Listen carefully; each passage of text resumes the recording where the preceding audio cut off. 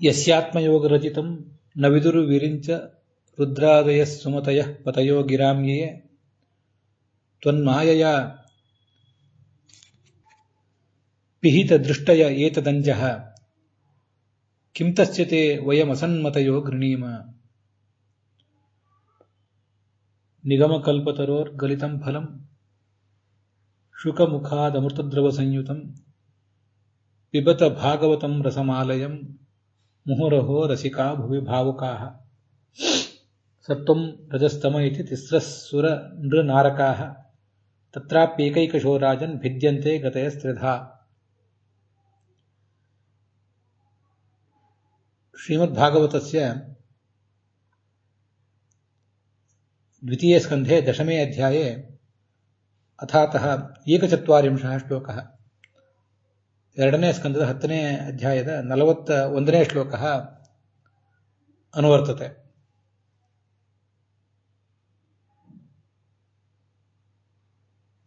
ಭಗವತ ಸೃಷ್ಟೆ ಅಸ್ಮಿನ್ ಪ್ರಪಂಚೆ ಸಾತ್ವಿಕಾಃ ರಾಜಸಾಃ ತಾಮಸಾಃ ಇತಿ ತಿಸ್ರಃ ಗತೀಃ ಭಜಮಾನಾಃ ಪುರುಷಾಃ ಸ್ತ್ರಿಯಶ್ಚ ವರ್ತಂತೆ.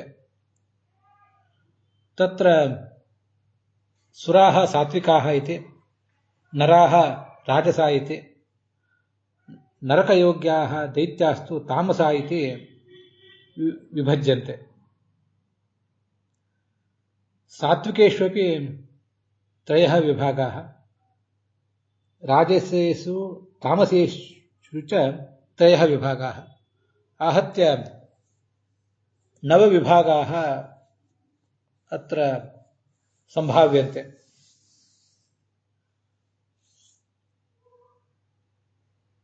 ಅಥ ಅಸ್ಯ ಶ್ಲೋಕಸ್ಯ ಸಂಕ್ಷಿಪ್ತಮರ್ಥಂ ತದನಂತರಮೇವ ವಿಸ್ತೃತಂ ವ್ಯಾಖ್ಯಾನಂ ಚ ಪರಿಶೀಲಯಾಮ ತಾವತ್ ಸರ್ವೇ ವಯಂ. ಸಾತ್ವಿಕರು 3 ಬಗೆಯವರಿದ್ದಾರೆ, ರಾಜಸರು 3 ಬಗೆಯವರಿದ್ದಾರೆ, ತಾಮಸರು 3 ಬಗೆಯವರಿದ್ದಾರೆ. ಹೀಗೆ 3 ವಿಭಾಗಗಳನ್ನು ಹೊಂದಿದ್ದಾರೆ. ಒಟ್ಟು 9 ರೀತಿ ವಿಭಾಗಗಳಿವೆ. ಅದನ್ನು ನಾವಿವತ್ತು ನೋಡಬೇಕಾಗಿದೆ. ಈ ಹಿಂದಿನ ಭಾಗಗಳಲ್ಲಿ ಸಾತ್ವಿಕ ರಾಜಸ ತಾಮಸ ಅನ್ನುವ ವಿಭಾಗ ಇದು ನಾವು ಅಧ್ಯಯನ ಮಾಡಿ ತಿಳ್ಕೊಳ್ಬೇಕಾದದ್ದು ಅತೀಂದ್ರಿಯವಾದ ಸಂಗತಿ. ಆದರೆ ನಾವು ಅಧ್ಯಯನ ಮಾಡುವಾಗ, ನಾವು ಸಾಧನೆ ಮಾಡುವಾಗ ಈ ಸಂಗತಿಗಳು ನಮ್ಮನ್ನು ಬಾಧಿಸಬಾರದು ಅನ್ನುವುದನ್ನು ನಾವು ನೋಡಿದ್ದೇವೆ. ಈಗ ಆ ಶ್ಲೋಕಗಳ ಸರಳವಾದ ಅರ್ಥ ಮತ್ತು ಅದರ ವ್ಯಾಖ್ಯಾನ ವಿಷಯಗಳು ಅದನ್ನು ನೋಡೋಣ.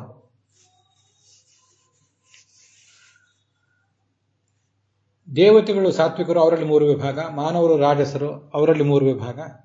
ದಾನವರು ತಾಮಸರು, ಅವರಲ್ಲಿ 3 ವಿಭಾಗಗಳಿವೆ. ಇದಕ್ಕೆ ಭಾಗವತ ತಾತ್ಪರ್ಯವೂ ಕೂಡ ಇದೆ.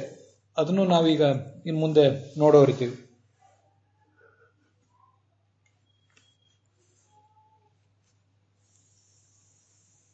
ವಿಜಯಧ್ವಜರು ಏನು ಹೇಳ್ತಾರೆ ಅಂತ ಅನ್ನೋದನ್ನ ನೋಡೋಣ. ಗುಣತ್ರಯ ಹೇತುಕಾಹ ಸುರ ನೃ ನಾರಕಾಹ ಇತಿ ತಿಸ್ರಃ ಜ್ಞೇಯಾಹ.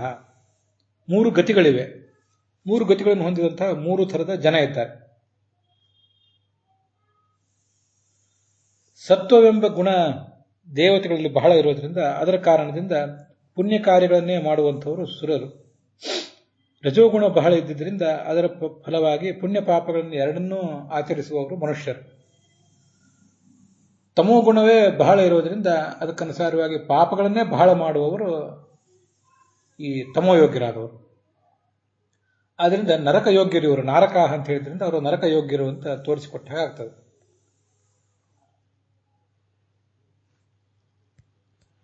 ಇವರಲ್ಲಿ 3 ವಿಭಾಗಗಳಿವೆ ಅಂತ ಹೇಳಿದ್ವಿ.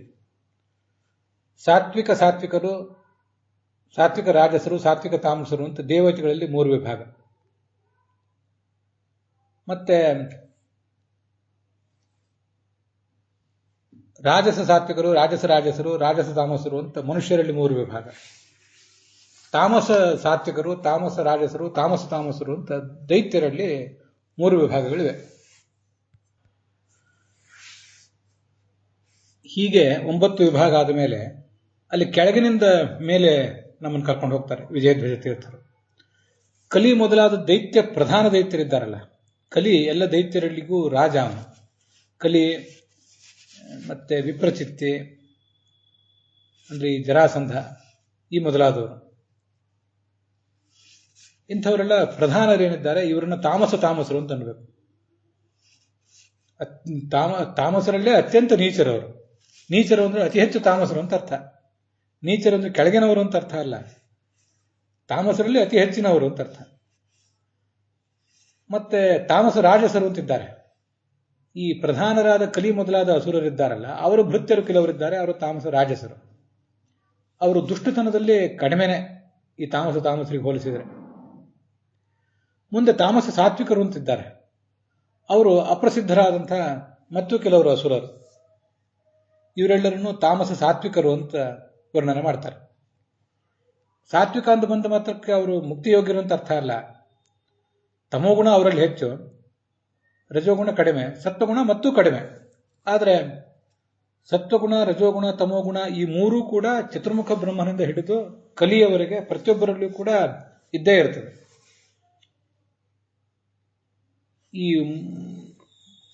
ಇದರಲ್ಲಿ ಯಾವುದೋ ಒಂದು ಗುಣ ಇರುವಂತಹ ವ್ಯಕ್ತಿ ಜಗತ್ತಿನಲ್ಲಿ ಎಲ್ಲೂ ಇಲ್ಲವೇ ಇಲ್ಲ.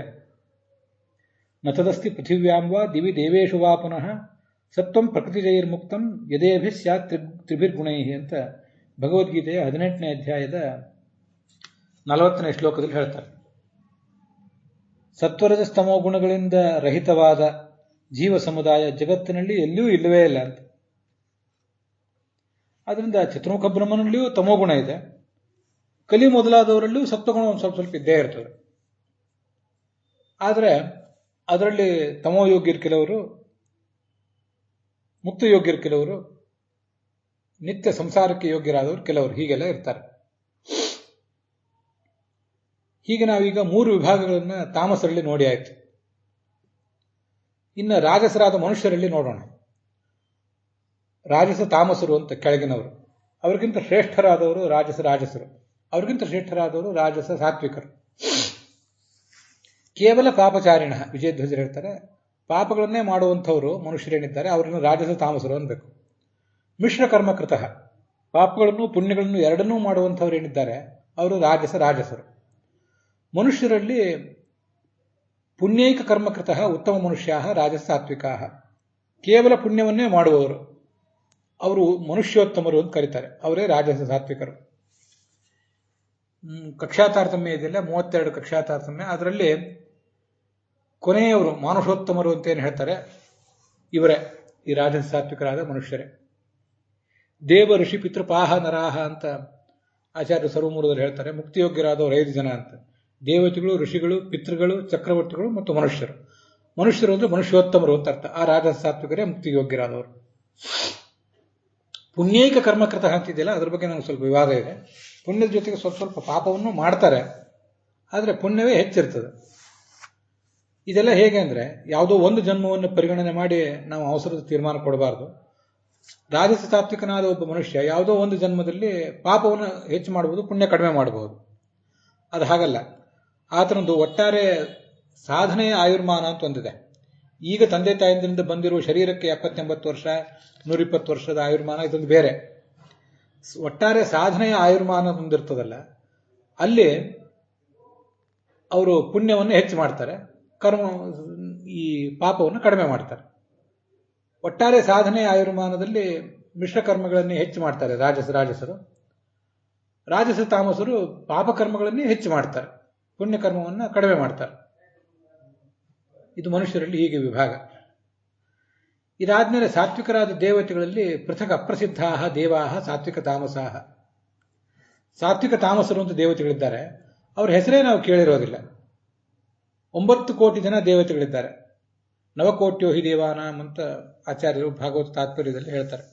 32 ಕೋಟಿ ದೇವತೆಗಳ ಬಗ್ಗೆ ಸರ್ವಮೂಲದಲ್ಲಿ ಎಲ್ಲಿಯೂ ಸಮರ್ಥನೆ ಇಲ್ಲ ಅನ್ನೋದು ಗೊತ್ತಿರಲಿ. ಆ ಅಷ್ಟು ಜನ ದೇವತೆಗಳಲ್ಲಿ ಎಲ್ಲರದ್ದು ಹೆಸರು ನಮ್ಗೆ ಗೊತ್ತಿಲ್ಲೇ ಇಲ್ಲ. ಹೆಸರು ಗೊತ್ತಿರುವುದು ಬಹಳ ಕಡಿಮೆ. ಪ್ರತ್ಯೇಕವಾಗಿ ಯಾವ ದೇವತೆಗಳ ಹೆಸರು ಗೊತ್ತಿಲ್ವೋ ಅಂಥವರು ಸಾತ್ವಿಕ ತಾಮಸ ದೇವತೆಗಳು ಅಂತ ಕರೆಸ್ಕೋತಾರೆ. ಇದರ ಮೇಲೆ ಸಾತ್ವಿಕ ರಾಜಸದ ದೇವತೆಗಳು ಅಂತಿದ್ದಾರೆ. ಇವರು ಲೋಕೆ ಖ್ಯಾತಾಹ. ಅವರವರ ಹೆಸರುಗಳು ಒಂದಿಷ್ಟು ಮಟ್ಟಿಗೆ ನಮ್ಗೆ ಗೊತ್ತಿರ್ತವೆ, ಆದರೆ ತತ್ವಾಭಿಮಾನಿಗಳು ಅಲ್ಲ. ಅವರನ್ನ ಸಾತ್ವಿಕ ರಾಜಸ ದೇವತೆಗಳು ಅಂತ ಹೇಳಬೇಕು. ತತ್ವಾಭಿಮಾನಿಗಳಾದ ದೇವತೆಗಳೇನಿದ್ದಾರಲ್ಲ, ಅವ್ರ ಹೆಸರುಗಳು ಗೊತ್ತಿದೆ, ತತ್ವಾಭಿಮಾನಿಗಳಾದ್ರಿಂದ ಶ್ರೇಷ್ಠರೂ ಹೌದು, ಅವರು ಸಾತ್ವಿಕರು. ಈ ಸಾತ್ವಿಕ ದೇವತೆಗಳಲ್ಲೇ ಮತ್ತು ಹೆಚ್ಚಿನವರಿದ್ದಾರೆ. ಗರುಡ, ಶೇಷರುದ್ರರು ಮತ್ತೆ ಅವರ ಪತ್ನಿಯರು, ಇವರು ಸಾತ್ವಿಕರಲ್ಲೇ ಮತ್ತು ಶ್ರೇಷ್ಠರು. ಅವರಿಗಿಂತಲೂ ಅತಿ ಹೆಚ್ಚು ಸಾತ್ವಿಕಳಾದವಳು ಚತುರ್ಮುಖ ಬ್ರಹ್ಮನ ಪತ್ನಿ ಸರಸ್ವತಿ, ಪ್ರಾಣನ ಪತ್ನಿ ಭಾರತಿ. ಇವರಿಬ್ಬರಿಗಿಂತಲೂ ಹೆಚ್ಚು ಸಾತ್ವಿಕರಾದವರು ಬ್ರಹ್ಮವಾಯುಗಳು. ಬ್ರಹ್ಮ ತಗೊಂಡ್ರೆ ವಾಯುವನ್ನು ತಗೊಂಡಂತೆನೆ. ಇದನ್ನೇ ತಾಮಸಾಹ ದೈತ್ಯಾಹ ಪ್ರಧಾನ ದೇವಶತ್ರವಃ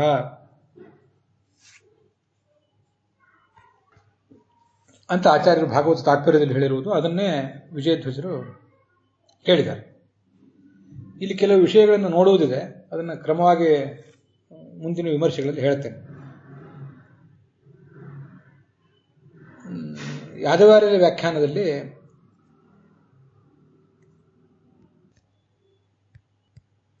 ಸುರ ನೃ ನಾರಕಾಹ ಅಂತ ಭಾಗವತದ ಶ್ಲೋಕ ಇದೆ, ಶಬ್ದ ಇದೆಯಲ್ಲ, ಸುರರು ಅಂದ್ರೆ ಯಾರು?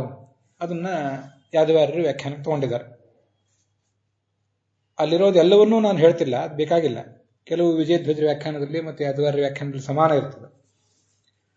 ಸುರ ಶಬ್ದೇನ ಕ್ಷಿತಿಪ ಗಂಧರ್ವ ಋಷಿ ಪಿತರೋಪಿ ಗ್ರಾಹ್ಯಾಹ. ಸುರರು ಅಂದ್ರೆ ದೇವತೆಗಳು ಅಂತ ಮಾತ್ರ ಅರ್ಥ ಅಲ್ಲ.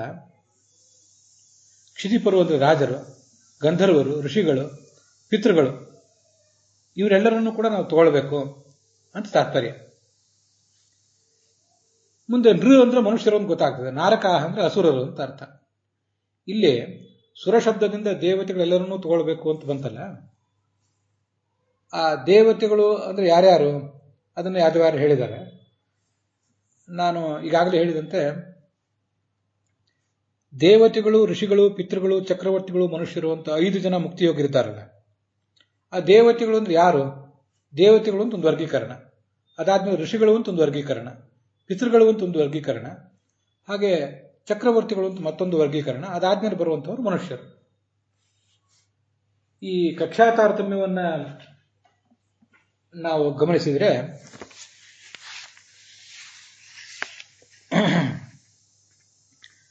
ಸರಿಸುಮಾರು 29ನೇ ಕಕ್ಷಾದವರೆಗೆ ಕೃಷ್ಣನ ಪತ್ನಿಯರು ಆಗಿದ್ರಲ್ಲ 16,108 ಜನ, ಈ ಅಗ್ನಿಯ ಮಕ್ಕಳು, ಅವರೆಲ್ಲ ಮೂಲತಃ ಗಂಡಸರು, ತಪಸ್ಸು ಮಾಡಿ ಸ್ತ್ರೀ ಜನ್ಮವನ್ನು ಪಡೆದಿದ್ರಲ್ಲ. ಅವರೆಲ್ಲರೂ ಅಲ್ಲಿಯವರೆಗೂ ಕೂಡ ದೇವತೆಗಳು ಅಂತಲೇ ಪರಿಗಣಿತರಾಗ್ತಾರೆ.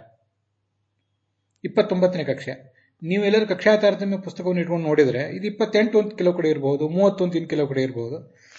ಸ್ವಲ್ಪ ನಾನು ಬನ್ನಂಜೆ ಗೋವಿಂದಾಚಾರ್ಯರು ಹೇಳಿಕೊಟ್ಟ ಒಂದು ತಾರತಮ್ಯ ಮೀಮಾಂಸಕನುಸಾರವಾಗಿ ಹೇಳ್ತಿದ್ದೇನೆ. ಅದನ್ನು ನಾನು ಮತ್ತೆ ಹೇಳಬೇಕು. ಬನ್ನಂಜೆ ಗೋವಿಂದಾಚಾರ್ಯರು ಹೇಳಿರುವ ಪುಸ್ತಕ ಇಲ್ಲ ಎದುರಿಗಿದೆ. ಅವರು ಹೇಳಿದ ತಾರತಮ್ಯ ಕಕ್ಷಾದಲ್ಲಿ ಬಂದಿರುವ ಎಲ್ಲಾ ವಿಷಯಗಳನ್ನು ನಾನು ಒಪ್ತೇನೆ ಅಂತಿಲ್ಲ. ತಾರತಮ್ಯ ಪ್ರಬಂಧ ಅಂತ ಒಂದು ದೊಡ್ಡ ಗ್ರಂಥವೇ ಇದೆ. ಅದರಲ್ಲೂ ಅನೇಕ ಜನದ ಅಭಿಪ್ರಾಯಗಳನ್ನು, ಅದರಲ್ಲಿ ಪ್ರಾಚೀನ ಟೀಕಾಕಾರರ, ಟಿಪ್ಪಣಿಕಾರರ ಅಭಿಪ್ರಾಯಗಳನ್ನು ಹೇಳಿದ್ದಾರೆ. ಆದ್ದರಿಂದ ಅನೇಕ ಕಡೆ ವಿವಾದ ಇರುವುದು ಸಾಧ್ಯ. 32 ಕಕ್ಷಾಗಳು ಅಂತ ಒಂದು ಕಡೆ, ಗೋವಿಂದಾಚಾರ್ಯ ಹೇಳ್ತಾರೆ 35 ಅಂತ ಹೇಳಿ. ಇನ್ನೊಂದು ಯಾವುದೋ ತಾರತಮ್ಯ ಪ್ರಬಂಧದಲ್ಲಿ ಒಂದು ಲೇಖನ ಇದೆ ಪ್ರಾಚೀನರದು, 65 ಕಕ್ಷಾ ತಾರತಮ್ಯಗಳನ್ನು ಹೇಳಿದ್ದಾರೆ. ವರ್ಗೀಕರಣ ಬೇರೆ ಬೇರೆ ರೀತಿಯಿಂದ ಮಾಡ್ತಾರೆ. ಅದೇನೇ ಇರಲಿ, ಕೃಷ್ಣನ ಪತ್ನಿಯರವರೆಗೆ ಎಲ್ಲರೂ ಕೂಡ ದೇವತೆಗಳು ಅಂತಲೇ ಪರಿಗಣಿತರಾಗ್ತಾರೆ. ಇದಾದ್ಮೇಲೆ ಋಷಿಗಳು ಅಂತ ಯಾರು ಬರ್ತಾರಲ್ಲ, ಶತಕೋಟಿ ಋಷಿಗಳು, ಇವರನ್ನ ಋಷಿಗಳು ಅಂತ ಪರಿಗಣಿಸಬೇಕು. ಋಷಿಗಳು ಅಂದ್ರೆ ಇವರು 100 ಕಡಿಮೆ 100 ಕೋಟಿ ಋಷಿಗಳು, 99,99,99,99,900 ಋಷಿಗಳು ಇದ್ದಾರೆ. ಇವರೆಲ್ಲ ಋಷಿಗಳು ಅಂತ ಪರಿಗಣಿತ ಆಗ್ತಾರೆ. ಇದಾದ್ಮೇಲೆ 31ನೇ ಕಕ್ಷಾದಲ್ಲಿ, 29ನೇ ಕಕ್ಷಾದವರೆಗೆ ದೇವತೆಗಳು, 30ನೇ ಕಕ್ಷಾದಲ್ಲಿ ಋಷಿಗಳು, 31ನೇ ಕಕ್ಷಾದಲ್ಲಿ ಚಿರಪಿತೃಗಳಿದ್ದಾರೆ. ಈ ಯಮ, ಸೋಮ, ಕವ್ಯವಾಹನ ಮೊದಲಾದ 3 ಜನ ಪಿತೃಗಳು, ಅವರೆಲ್ಲ ಅದ್ರ ಬಗ್ಗೆ ಹಿಂದೆ ಬಂದಿದೆ. ಮತ್ತೆ 19ನೇ ಕಕ್ಷಾದಲ್ಲಿ ಸಪ್ತ ಪಿತೃಪತಿಗಳು ಅಂತಿದ್ದಾರೆ. ಅವರ ಆ ಸಪ್ತ ಪಿತೃಪತಿಗಳ ಸಂತಾನರಾದವರನ್ನ ಚಿರಪಿತೃಗಳನ್ನ ಪಿತೃಗಳು ಅಂತ ಹೇಳುವರು. ಇದಾದ್ಮೇಲೆ 33ನೇ ಕಕ್ಷಾದಲ್ಲಿ ಗಂಧರ್ವರಿದ್ದಾರೆ, ಕೆಲವರು ಗಂಧರ್ವರಿದ್ದಾರೆ. 33ನೇ ಕಕ್ಷಾದಲ್ಲಿ ಮನುಷ್ಯ ಗಂಧರ್ವರಿದ್ದಾರೆ. ಇದೆಲ್ಲ ಗೋವಿಂದಾಚಾರ್ಯ ಹೇಳಿದ ಪ್ರಕಾರ. 34ನೇ ಕಕ್ಷಾದಲ್ಲಿ ಚಕ್ರವರ್ತಿಗಳಿದ್ದಾರೆ. ದೇವ, ಋಷಿ, ಪಿತೃ, ಅದಾದ್ಮೇಲೆ ಚಕ್ರವರ್ತಿಗಳು 34ನೇ ಕಕ್ಷಾದಲ್ಲಿ, ನರಾಹ ಅಂದ್ರೆ 35ನೇ ಕಕ್ಷಾದಲ್ಲಿ ಅವರು ಬಂದಿರ್ತಾರೆ. ಇಲ್ಲಿ ದೇವತೆಗಳೊಂದು 29ನೇ ಕಕ್ಷಾದವರೆಗೆ ಬರ್ತಾರೆ ಅಂತ ಹೇಳಿದ್ನಲ್ಲ, ಅಲ್ಲಿಯೇ ಈ ಹಿಂದೆ ವಸಿಷ್ಠ ವಿಶ್ವಾಮಿತ್ರರ ಬಗ್ಗೆ ನಾವು ನೋಡಿರ್ತೇವೆ. ಅವರು ಋಷಿಗಳು ಅಂತ ನಾವು ತಿಳ್ಕೊಂಡಿದ್ದೇವೆ. ಆದರೆ ಅವರೆಲ್ಲ ದೇವತೆಗಳ ವರ್ಗೀಕರಣ ದೃಷ್ಟಿಯಿಂದ ದೇವತೆಗಳವರು.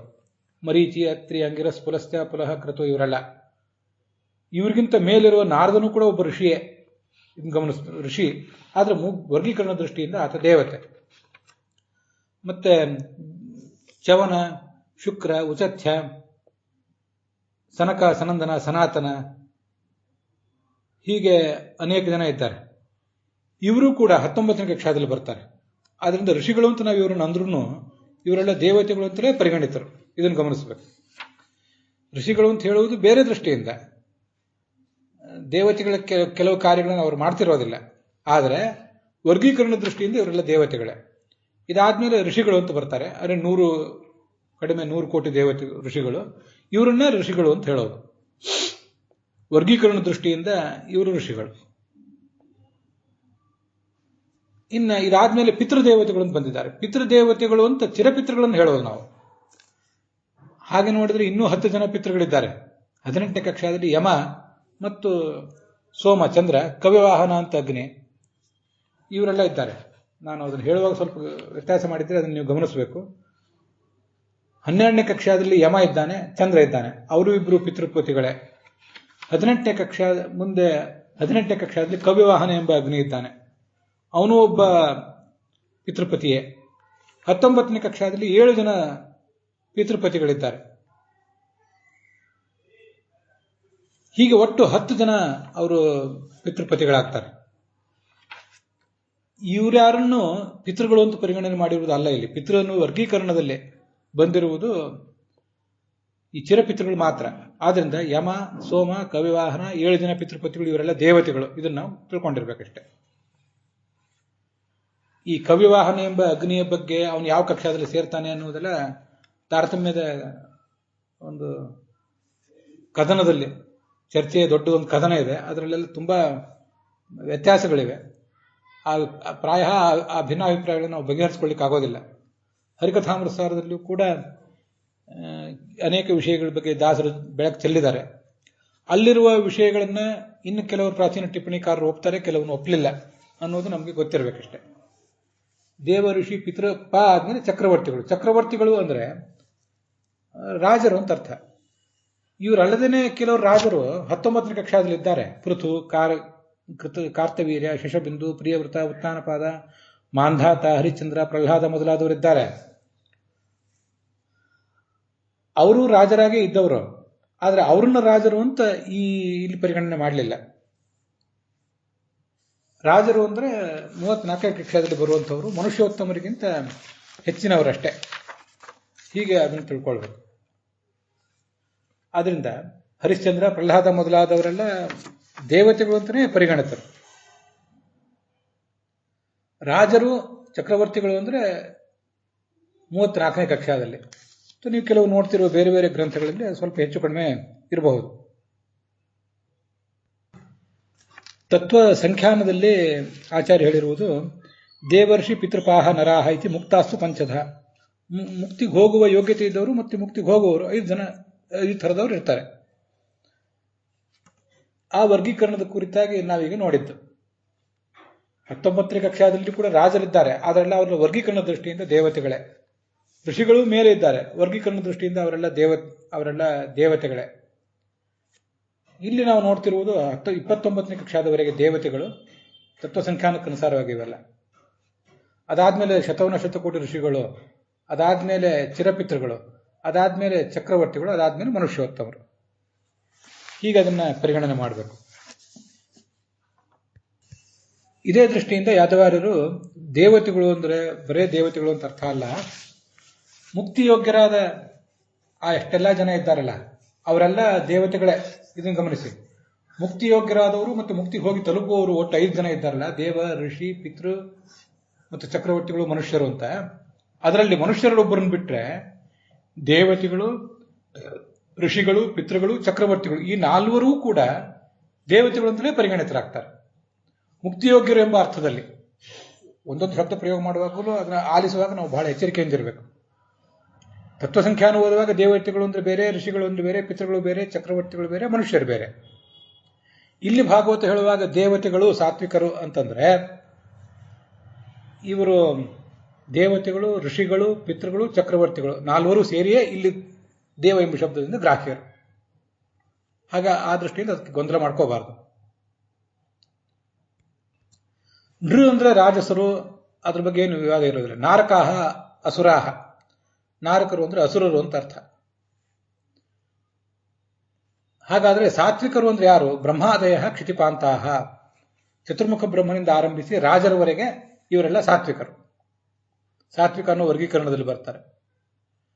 ರಾಜಸರು ಅಂತಂದ್ರೆ ನೃ ಶಬ್ದವಾಚ್ಯ ಮನುಷ್ಯ, ನೃ ಅಂದ್ರು ನರ ಅಂದ್ರು ಮನುಷ್ಯರು ಅಂದ್ರು ಒಂದೇ. ಇವರೆಲ್ಲ ರಾಜಸರು ಅಂತ ಪರಿಗಣಿತರಾಗ್ತಾರೆ. ತಾಮಸರು ಅಂದ್ರೆ ಯಾರು? ಅಸುರರು. ಇತಿ ವಿವೇಕ ಅಂತಾರೆ ಯಾದವಾರ್ಯರು. ಇವರಲ್ಲಿ ಮತ್ತೆ ಅವಾಂತರ ವಿಭಾಗ ಇದೆ ಅಂತ ಭಾಗವತ ತಾತ್ಪರ್ಯ ಹೇಳ್ತದೆ. ತತ್ರಾಪೇಕೈಕಶೋ ರಾಜನ್ ಅಂತ ಭಾಗವತವೇ ಅದನ್ನು ಹೇಳಿದೆ. ಒಂದೊಂದು ಸಾತ್ವಿಕ, ರಾಜಸ, ತಾಮಸ ಅನ್ನುವ ಒಂದೊಂದು ಗತಿಯೂ ಕೂಡ ಮತ್ತೆ 3 ವಿಭಾಗ ವಿಭಕ್ತ ಆಗಿದೆ. ಒಟ್ಟು 9 ವಿಭಾಗ ಅಂತ ಅದು ಹೇಳಿದೆ. ಅಲ್ಲಿ ಮುಂದೆ ಯಾದವಾರ್ಯರು ಹೇಳ್ತಾರೆ ಸಾತ್ವಿಕಾಹ ತ್ರಿವಿಧಾಹ. ಹೇಗೆ ಅಂದ್ರೆ ಸಾತ್ವಿಕ ಸಾತ್ವಿಕರು, ಸಾತ್ವಿಕ ರಾಜಸರು, ಸಾತ್ವಿಕ ತಾಮಸರು ಅಂತ. ರಾಜಸರು ಕೂಡ ರಾಜಕ ಸಾತ್ವಿಕರು ಹೀಗೆಲ್ಲ ವಿಭಾಗ ಇದೆ. ತಾಮಸರ ಬಗ್ಗೆನೂ ವಿಭಾಗ ತೋರಿಸ್ತಾರೆ. ಅದನ್ನ ನಾವೀಗ ಭಾಗವತ ತಾತ್ಪರ್ಯಕ್ಕೆ ಅನುಗುಣವಾಗಿ ನೋಡಬೇಕು. ತಾಮಸಾಹ ದೈತ್ಯಾಹ ಪ್ರಧಾನಾಹ ದೇವಶತ್ರವಃ, ಭಾಗವತ ತಾತ್ಪರ್ಯ. ದೇವಶತ್ರುಗಳಾದ ಪ್ರಧಾನರಾದ ದೈತ್ಯರಿದ್ದಾರಲ್ಲ ಅವರನ್ನೇ ತಾಮಸರು ಅಂತ ಅನ್ಬೇಕು. ಕಲಿ ಮೊದಲಾದವರು ಅದನ್ನೇ ಇಟ್ಕೊಂಡಿರೋದು. ಅಲ್ಲಿ ದೈತ್ಯರು ಅಂದ್ರೆ ದ್ವಿತೀಯ ಮಕ್ಕಳು ಅಂತ ಅರ್ಥ ಅಲ್ಲ. ಹಾಗೆ ನೋಡಿದ್ರೆ ದ್ವಿತೀಯ ಮಕ್ಕಳು ಕಶ್ಯಪ ಮತ್ತು ದ್ವಿತೀಯ ಮಕ್ಕಳು ಹಿರಣ್ಯಾಕ್ಷ, ಹಿರಣ್ಯಕಶ್ಯಪ ಮಾತ್ರ ಆಗ್ತಾರೆ. ಹಾಗಾದ್ರೆ ಇಲ್ಲಿ ದೈತ್ಯರು ಅಂದ್ರೆ ದುಷ್ಟ ಸ್ವಭಾವ ಇದ್ದವರು ಎಲ್ಲರೂ ಕೂಡ, ಧನುವಿನ ಮಕ್ಕಳಿರಬಹುದು, ದ್ವಿತೀಯ ಮಕ್ಕಳಿರಬಹುದು, ಅವರೆಲ್ಲರೂ ಹೀಗೆ ದೈತ್ಯರು ಅಂತಲೇ ಪರಿಗಣಿತರಾಗ್ತಾರೆ. ಮುಂದೆ ತಾಮಸಾಹ ರಾಜಸಾಹ ಯಾರದು ಅಂದ್ರೆ ತೇಷಾಂ ಅನುಗಾಹ, ಆ ಪ್ರಧಾನ ದೈತ್ಯರ ಆಳುಕಾಳುಗಳು, ಅವರ ಹಿಂಬಾಲಕರು ಮುಖ್ಯವಾಗಿ ಅನುಗಾಹ ಅಂದ್ರೆ ಅಂತ ಅವರನ್ನ ಪರಿಗಣನೆ ಮಾಡಬೇಕು. ಅವರೇ ತಾಮಸ ರಾಜಸರು. ಮುಂದೆ ತೇಷು ಸಾತ್ವಿಕಾಹ ಅನಾಖ್ಯಾತಾಸುರಾಹ, ಅಪ್ರಸಿದ್ಧರಾದ ಅಸುರರಿರ್ತಾರ ಅವರೆಲ್ಲ ತಾಮಸರಲ್ಲಿ ಸಾತ್ವಿಕರು ಅಂತ ಹೀಗೆ ಪರಿಗಣಿತರಾಗ್ತಾರೆ. ಮುಂದೆ ದುಷ್ಟಚಾರಿಣ ಮಾನುಷಾಹ, ತಾತ್ಪರ್ಯದ ಶ್ಲೋಕದಲ್ಲಿ ಮಾನುಷಾಹ ದುಷ್ಟಚಾರಿಣ, ದುಷ್ಟ ಕಾರ್ಯಗಳನ್ನು ಮಾಡುವಂತಹ ಮನುಷ್ಯರೇನಿದ್ದಾರೆ ಅವರನ್ನ ರಾಜಸ ತಾಮಸರು ಅಂತ ಅನ್ಬೇಕು. ಮಧ್ಯಾಹ ರಾಜಸಾಹ, ಮನುಷ್ಯ ಮಧ್ಯರೇನಿದ್ದಾರೆ ಅವ್ರನ್ನ ರಾಜಸರು ಅನ್ಬೇಕು. ಮನುಷ್ಯೋತ್ತಮರು ರಾಜಸರಲ್ಲಿ ಸಾತ್ವಿಕರು.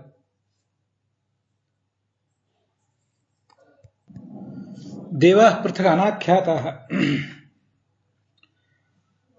ಪ್ರತ್ಯೇಕ ಪರಿಗಣನೆ ಇಲ್ಲದೇ ಇದ್ದವರು. ಭಾಗವತ ತಾತ್ಪರ್ಯದ ಶ್ಲೋಕ ವಿಜಯಧ್ವಜರು ಅದರ ಸಾರಾಂಶ ಹೇಳಿದ್ದಾರೆ. ಭಾಗವತ ತಾತ್ಪರ್ಯದ ಪ್ರತಿ ಶ್ಲೋಕದ ಅರ್ಥ ಹೇಳಲಿಲ್ಲ. ಇವರೆಲ್ಲರೂ ಪ್ರತ್ಯೇಕವಾಗಿ ಪರಿಗಣಿತರಾಗಿಲ್ಲ. ಒಬ್ಬೊಬ್ಬರ ಹೆಸರು ಗೊತ್ತಿರೋದಿಲ್ಲ. ಆದರೆ ಈ ಚಕ್ರವರ್ತಿಗಳಿಂದ ಆರಂಭಿಸಿ, ಚಕ್ರವರ್ತಿಗಳು, ಚಿರಪಿತೃಗಳು, ಇವರಿಬ್ಬರನ್ನ ದೇವರು ಅಂತ ಹೇಳಬೇಕು. ಇದನ್ನು ಸರಿಯಾಗಿ ಗಮನಿಸಬೇಕು. ಭಾಗವತದಲ್ಲಿ ಸುರ ಅಂತ ಶಬ್ದ ಬಂದಿದೆ. ಆ ಸುರ ಎಂಬ ಶಬ್ದಕ್ಕೆ ಚಕ್ರವರ್ತಿಗಳು, ಗಂಧರ್ವರು, ಋಷಿಗಳು, ಪಿತೃಗಳು, ಹೀಗೆ ಮುಕ್ತಿಯೋಗ್ಯರಾದ ಮನುಷ್ಯರನ್ನು ಬಿಟ್ಟು ಉಳಿದ ಎಲ್ಲರೂ, ರಾಜರು, ಚಿರಪಿತೃಗಳು, ಋಷಿಗಳು, ದೇವತೆಗಳು ಎಲ್ಲರನ್ನೂ ಕೂಡ ಸುರ ಎಂಬ ಶಬ್ದದಿಂದ ಇಟ್ಕೋಬೇಕು ಅಂತ ಹೇಳಿದ್ದಾರೆ. ಭಾಗವತದ ಸುರ ಎಂಬ ಶಬ್ದಕ್ಕೆ ಆ ಅರ್ಥ. ಭಾಗವತ ತಾತ್ಪರ್ಯದಲ್ಲಿ ದೇವಾಃ ಪೃಥಗನಾಖ್ಯಾತ ಅನ್ನೋ ದೇವ ಎಂಬ ಅಂದರೆ ರಾಜರಿಂದ ಆರಂಭಿಸಿ ಚಿರಪಿತೃಗಳವರೆಗೆ ಉತ್ತಮ ಜೀವರು ಅಂತ ಅದರ ಅರ್ಥ.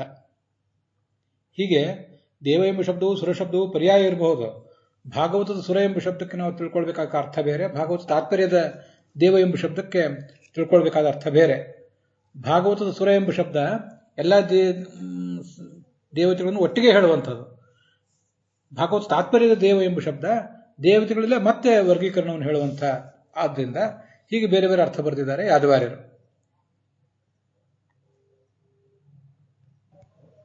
ಅತಾತ್ವಿಕಾಃ ತಥಾ ಆಖ್ಯಾತಾಃ ಸ್ಮೃತಾಃ ರಾಜಸ ತಾಮಸಾಃ. ಸಾತ್ವಿಕ ತಾಮಸರು ಅಂದರೆ ಅನಾಖ್ಯಾತ ದೇವತೆಗಳು, ಆದರೆ ಸಾತ್ವಿಕ ರಾಜಸರು ಅಂದರೆ ಆಖ್ಯಾತ ದೇವತೆಗಳು. ದೇವತ್ವೇನ ಖ್ಯಾತಾಃ, ಅಲ್ಲಲ್ಲಿ ಅವರದ್ದು ಪರಿಗಣನೆ ಬಂದಿರ್ತದೆ, ದೇವತೆಗಳು ಪರಿಗಣನೆ ಬಂದಿರ್ತದೆ ಅವರು ಹಾಗೆ. ಆದರೆ ತತ್ವಾಭಿಮಾನಿಗಳಲ್ಲ. ಅವರು ತತ್ವಾಭಿಮಾನಿಗಳು ಅಲ್ಲದೆ ಹೋದರೂ ಕೂಡ ದೇವತ್ವೇನ ಖ್ಯಾತರಾದವರು ಅಂತ ಅದರ ತಾತ್ಪರ್ಯ. ಪ್ರಸಿದ್ಧರು ಅಂತ ಅದನ್ನೇ ಪುರಾಣಿಕಾಚಾರ್ಯ ಅನುವಾದ ಮಾಡಿರೋದು. ಪ್ರಸಿದ್ಧರು ಆದರೆ ತತ್ವಾಭಿಮಾನಿಗಳು ಅಲ್ಲ ಅಂತ. ಮೊದಲನೆಯವರಂತೂ ಅಪ್ರಸಿದ್ಧರೇ. ಹೀಗಿದು ಅಪ್ರಸಿದ್ಧರು ಸಾತ್ವಿಕ ತಾಮಸರು, ಪ್ರಸಿದ್ಧರು ಸಾತ್ವಿಕ ರಾಜಸರು, ಇಬ್ಬರೂ ತತ್ವಾಭಿಮಾನಿಗಳಲ್ಲ. ಈ ಪ್ರಸಿದ್ಧರಾದ ತತ್ವಾಭಿಮಾನಿಗಳು ಅಲ್ಲದೇ ಇದ್ದವರು ಯಾರು ಅಂದ್ರೆ ಆಜಾನದ ದೇವತೆಗಳು ಮತ್ತು ಕರ್ಮ ದೇವತೆಗಳು ಅಂತ ಹೇಳ್ತಾರೆ ಯಾದವಾರ್ಯರು. ಆದ್ದರಿಂದ ಯಾದವಾರ್ಯರು ಹೇಳಿದಂತೆ ಈ ಸಾತ್ವಿಕ ರಾಜಸರು ಅಂದರೆ ಚಕ್ರವರ್ತಿಗಳಿಂದ ಆರಂಭಿಸಿ ಚಿರಪಿತೃಗಳವರೆಗೆ.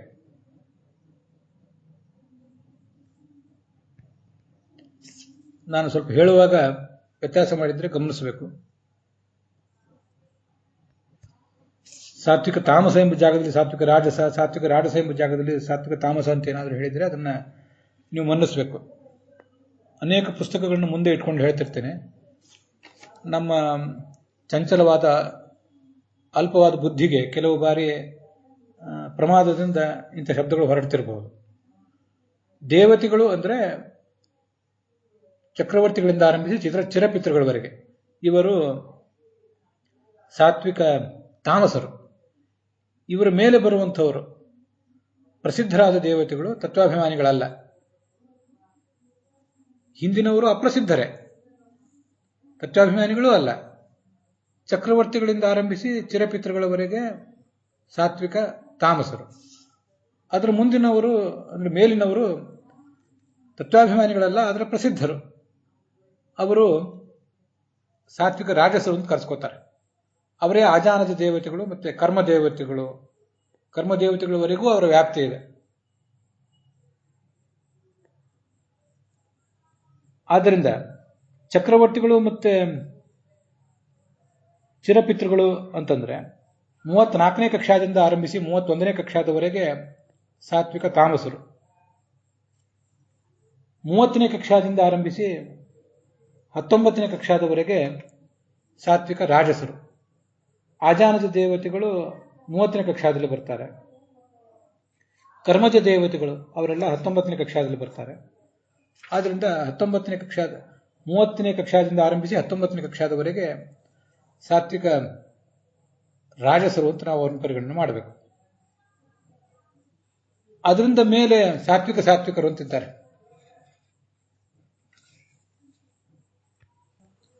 ಆ ಸಾತ್ವಿಕರು ಯಾರು ಅಂದರೆ 18ನೇ ಕಕ್ಷಾದಿಂದ ಆರಂಭಿಸಿ 3ನೇ ಕಕ್ಷಾದವರೆಗೆ. 1ನೇ ಕಕ್ಷಾದಲ್ಲಿ ಪರಮಾತ್ಮ ಇದ್ದಾನೆ, 2ನೇ ಕಕ್ಷಾದಲ್ಲಿ ಲಕ್ಷ್ಮೀದೇವಿ ಇದ್ದಾಳೆ. ಅವರು ಸಾತ್ವಿಕರು, ರಾಜಸರು, ತಾಮಸರು ಅಂತ ವಿಭಾಗದಲ್ಲಿ ಬರೋದೇ ಇಲ್ಲ. ಇದೆಲ್ಲ ಸಂಸಾರಬದ್ಧರಾದ ಜೀವರಿಗೆ ಮಾತ್ರ. ಮೂರನೇ ಕಕ್ಷಾದಲ್ಲಿರುವ ಚತುರ್ಮುಖ ಮತ್ತು ಪ್ರಾಣನಿಂದ ಪ್ರಾರಂಭಿಸಿ 18ನೇ ಕಕ್ಷಾದವರೆಗೆ ಎಲ್ಲರೂ ಕೂಡ ಸಾತ್ವಿಕರು. 19ನೇ ಕಕ್ಷಾದಿಂದ ಆರಂಭಿಸಿ 30ನೇ ಕಕ್ಷಾದವರೆಗೆ ಸಾತ್ವಿಕ ರಾಜಸರು. ಅಲ್ಲಿಂದ ಕೆಳಗೆ ಸಾತ್ವಿಕ ತಾಮಸರು. ಯಾದವಾರರು ಅದಕ್ಕಾಗಿ ಬರೆದಿದ್ದಾರೆ ಸಾತ್ವಿಕಾಹ ಅಂದ್ರೆ ಸಾತ್ವಿಕ ಅಂತ ಅರ್ಥ. ಅವರು ವಿಶ್ವಕ್ಸೇನಿಂದ ಆರಂಭಿಸಿ ಅವನ ಸಮಾನರೆಲ್ಲರನ್ನು ಸೇರಿಸಿ ಮೇಲಿನವರೆಲ್ಲರೂ ಕೂಡ ಅಂತ ಅರ್ಥ. ವಿಶ್ವಕ್ಸೇನ 18ನೇ ಕಕ್ಷಾದಲ್ಲಿದ್ದಾನೆ. ಅದಕ್ಕಾಗಿಯೇ 18ನೇ ಕಕ್ಷಾದಿಂದ ಆರಂಭಿಸಿ 3ನೇ ಕಕ್ಷಾದವರೆಗೆ ಅಂತ ಹೇಳಿದೆ. 19ನೇ ಕಕ್ಷಾದಲ್ಲಿ ಕರ್ಮಜ ದೇವತೆಗಳಿದ್ದಾರೆ. 30ನೇ ಕಕ್ಷಾದಲ್ಲಿ ಆಜಾನಜ ದೇವತೆಗಳಿದ್ದಾರೆ. ಅವರೆಲ್ಲ ಸಾತ್ವಿಕ ರಾಜಸರು. ಈ ವಿಶ್ವಕ್ಸೇನ, ಗಣಪತಿ, ಕುಬೇರ ಮತ್ತೆ ಅಶ್ವಿನಿ ದೇವತೆಗಳು, ಒಂದಿಷ್ಟು ಜನ ವಸುಗಳು, ಮತ್ತೆ ಈ ಆದಿತ್ಯರು ಕೆಲವರು, ಮತ್ತೆ ಮರುತ್ತುಗಳು ಕೆಲವರು, ಕವಿವಾಹನ ಎಂಬ ಅಗ್ನಿ, ಋಭುಗಳು 3 ಜನ, ಜೀವ ಮತ್ತು ಪೃಥ್ವೀಜ ಅಭಿಮಾನಿ ದೇವತೆಗಳು, ಇಷ್ಟು ಜನ ಇವರೆಲ್ಲ 18 ಕಕ್ಷಾದಲ್ಲಿದ್ದಾರೆ. ವಿಶ್ವಕ್ಸೇನಿಗೂ ಅವನಿಗೆ ಸಮಾನರಾದವ್ರನ್ನೂ ತಗೊಳ್ಬೇಕು ಅಂತ ಯಾದವಾರ ಹೇಳಿದ್ರಿಂದ ಇವರೆಲ್ಲರೂ 18 ಕಕ್ಷಾದಲ್ಲಿದ್ದವರೆಲ್ಲರೂ ಇನ್ನು ಮೇಲಿನವರೆಲ್ಲರೂ ಕೂಡ ದೇವತೆಗಳು ಅಂತ ಪರಿಗಣಿತರಾಗ್ತಾರೆ.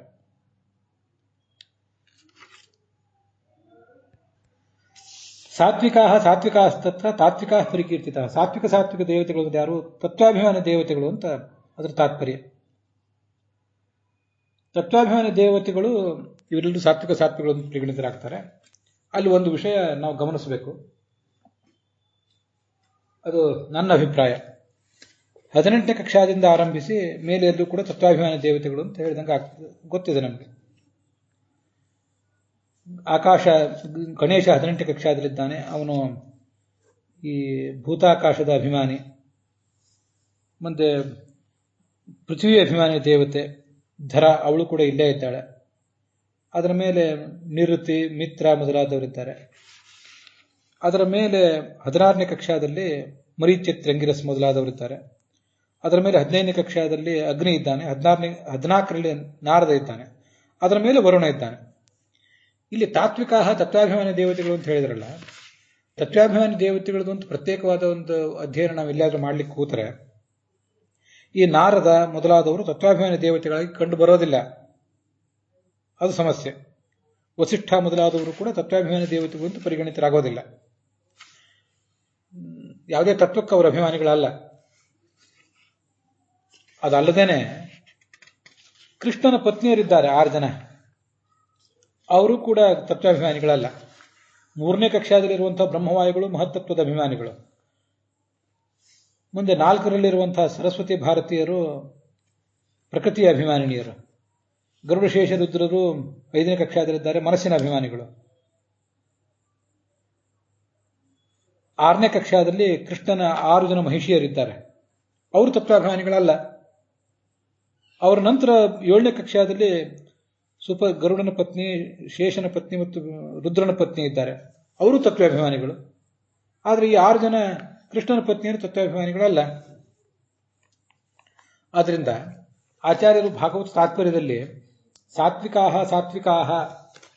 ತಾತ್ವಿಕಾಹ ಅಂತ ಏನು ಹೇಳಿದಿಲ್ಲ. ಸಾತ್ವಿಕರು ಅಂದ್ರೆ ತಾತ್ವಿಕರು, ತತ್ವಾಭಿಮಾನಿ ದೇವತೆಗಳು ಅಂತ. ಈ ಕೃಷ್ಣನ ಷಣ್ಮಹಿಷಿಯರಾಗಲಿ, ವಸಿಷ್ಠ ವಿಶ್ವಾಮಿತ್ರರು ಮೊದಲಾದವರಾಗಲಿ, ನಾರದಾಗಲಿ ತತ್ವಾಭಿಮಾನಿ ದೇವತೆಗಳು ಅಲ್ಲದೇ ಇರಬಹುದು. ಆದರೆ ತತ್ವಾಭಿಮಾನಿಗಳಷ್ಟೇ ಸಾಮರ್ಥ್ಯ ಇದ್ದವರು ಅಂತ ಅದನ್ನ ಅರ್ಥ ಮಾಡ್ಕೋಬೇಕು. ಇದು ನನ್ನ ಅಭಿಪ್ರಾಯ. ಆದ್ರಿಂದ ತಾತ್ವಿಕ ಅಂದ್ರೆ ತತ್ವಾಭಿಮಾನಿಗಳ ಸಾಮರ್ಥ್ಯ, ಅವ್ರ ಜೊತೆ ಅವರ ಸಮಾನ ಸ್ಕಂಧರು ಅಂತ ಅದರ ತಾತ್ಪರ್ಯ. ಯೋಗ್ಯತೆ ದೃಷ್ಟಿಯಿಂದ ಅವ್ರು ಏನು ಕೆಲಸ ಮಾಡ್ತಾರೆ ಅಂತ ಮುಖ್ಯ ಅಲ್ಲ. ಇಂದ್ರ ಇನ್ನೂ ಕೆಳಗಿದ್ದಾನೆ ಕೃಷ್ಣನ ಷಣ್ಮಹಿಷಿಯರಿಗಿಂತ. ಅವನು ಸ್ಥೂಲ ಮನಸ್ಸಿನ ಅಭಿಮಾನಿ, ಪಾಣಿಯ ಅಭಿಮಾನಿ. ಆದರೆ ಷಣ್ಮಹಿಷಿಯರು ಅವನಕ್ಕಿಂತ ಮೇಲೆ ಇದ್ದಾರೆ. ಅವರು ಇದ್ಯಾವುದು ಕೆಲಸ ಮಾಡದೇ ಇರಬಹುದು. ಆದರೆ ಯೋಗ್ಯತೆಯ ದೃಷ್ಟಿಯಿಂದ ಅವರು ಇನ್ನೂ ಮೇಲೆ ಇದ್ದಾರೆ. ಇಂದ್ರನಿಗಿಂತ ಅವರು ಮೇಲಿದ್ದಾರೆ. ಇದು ಅಲ್ಲಿ ನಾವು ಪರಿಗಣಿಸಬೇಕಾದಂತಹ ಅಂಶ ಅಂತ ನನ್ನ ಅಭಿಪ್ರಾಯ. ವಿದ್ವಾಂಸರು ಇದ್ರ ಬಗ್ಗೆ ತಮ್ಮ ಅಭಿಪ್ರಾಯಗಳನ್ನು ಹೇಳಬೇಕು. ಈ ಆಖ್ಯಾನ ಇನ್ನೂ ಮುಗಿದಿಲ್ಲ. ಇನ್ನೂ ಅನೇಕ ವಿಷಯಗಳನ್ನು ನಾನು ಇದ್ರ ಬಗ್ಗೆ ಹೇಳೋದಿದೆ. ಭಾಗವತ ತಾತ್ಪರ್ಯವೇ ಇನ್ನೂ ಮುಗಿದಿಲ್ಲ. ಇದರ ಮೇಲೆ ಗೀತಾ ವಿವೃತಿಯಲ್ಲಿ ರಾಘವೇಂದ್ರ ಸ್ವಾಮಿಗಳು ಹೇಳಿದ 9 ಅಲ್ಲದೆ ಮತ್ತಷ್ಟು ವರ್ಗೀಕರಣಗಳಿವೆ. ಸಾತ್ವಿಕ ಅಂತ ನೋಡಿದ್ವಿ. ಸಾತ್ವಿಕರು, ಸಾತ್ವಿಕ ರಾಜಸರು, ಸಾತ್ವಿಕ ಸಾಮಸರು ಅಂತ ಹೀಗೆಲ್ಲ ವರ್ಗೀಕರಣಗಳನ್ನ ಹೇಳ್ತಾರೆ. ಆ ದೃಷ್ಟಿಯಿಂದ 27 ವರ್ಗೀಕರಣಗಳೇ ಆಗ್ತವೆ. 3ರಿಂದ ಗುಣಿಸಿದರೆ 9 ಆಯಿತು. 9 3ರಿಂದ ಗುಣಿಸಿದರೆ 27 ಆಗ್ತದೆ. ಅದನ್ನೆಲ್ಲ ಮುಂದಿನ ಭಾಗದಲ್ಲಿ ನೋಡೋಣ. ಅಲ್ಲಿಗೆ ಇವತ್ತಿನ ಈ ಭಾಗ ಸಮಾಪ್ತ ಆಗಿದೆ. ಹುಸಿಯ ನಾಡಿ ಹೊಟ್ಟೆ ಹೊರೆವ ವಿಷಯದಲ್ಲಿ ರಸಿಕನೆಂದು ಹುಸಿಗೆ ಹಾಕಿದರು ಇನ್ನು ಋಷಿಕೇಶನೇ. ಈಶನಿನ್ನ ಚರಣ ಭಜನೆ ಆಸೆಯಿಂದ ಮಾಡುವೆ, ದೋಷ ರಾಶಿ ನಾಶ ಮಾಡು ಶ್ರೀ ಕೇಶವ. ಶ್ರೀಕೃಷ್ಣಾರ್ಪಣ.